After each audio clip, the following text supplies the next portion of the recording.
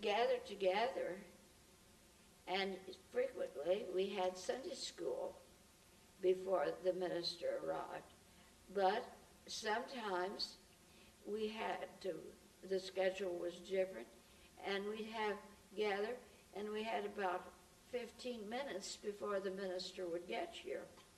And then we always, whoever was superintendent, tried to have some introduction to keep the people occupied.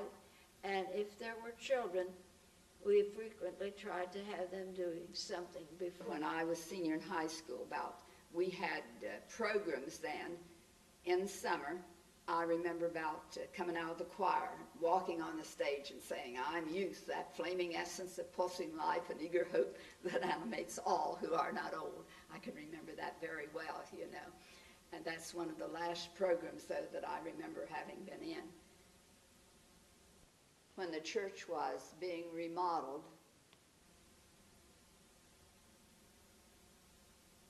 was that 19 what? What's out there? 1927. At that time, everything was taken out of the building, and some of it was stored at the Grange. I remember the piano was taken to our house and was down there for quite some time. And we met in the Grange Hall during that period, see, while the church was being remodeled. How about, were there ever school classes held here? No.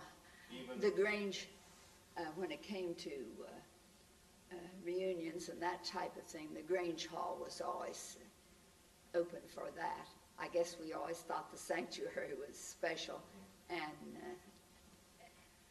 the Grange Hall was used rather than the church. The church, Union Church and Hocking Grange always worked very closely together. We were most of us were members of the Grange.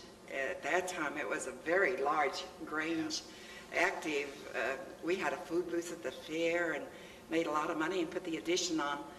We had a young people's group, and we participated in everything, state fair and contests of all kinds. And then we would always go and use the Grange Hall for our Sunday school. Well, actually our Sunday school picnics for many years. We went to various caves and places around, but when we would have things that we needed to have a meal, we would go to the Grange Hall. And we paid them a fee. I don't remember what it was.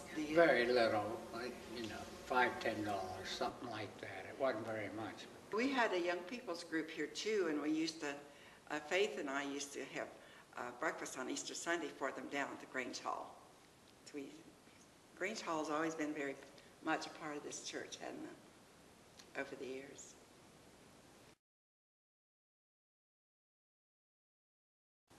Just say that after one very successful revival service, a ladies' aid was organized, and that it has always been an active organization in our church.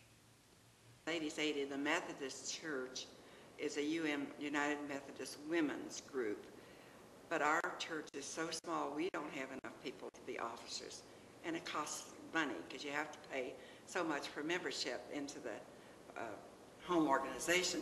So Ladies' Aid was started in churches, I don't know when, but maybe hundreds of years ago. They help people in need in the neighborhood and in the church. They make money and get things for the church. The Ladies' Aid have done many things to support many ways to support the church financially. And the largest project which they ever undertook, and which covered several years in time, was the raising enough money to purchase the pews in this church. And I don't want to go into the details of how it was done, but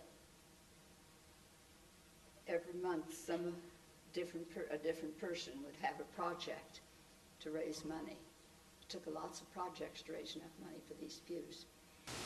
In 1948, Union celebrated its 100th anniversary. A young lady by the name of Jean North drew this drawing on the program. Sadly, Jean North died a few years later. Clara Barry Reinscheld remembers. Jean North, who drew the picture on the 100th anniversary program, passed away a few years later in childbirth, and she will be sadly missed. We had our 100th anniversary. There was a large crowd here, and we had a carry-in dinner. This part was enlarged, just a little church was enlarged, and the vestibule was added, and I think that was probably, The highlight.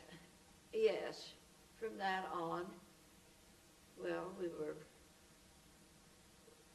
we just have had growth, and then we have recessed and growth and so forth through the years, that I don't think of any particular one or any outstanding thing. I think the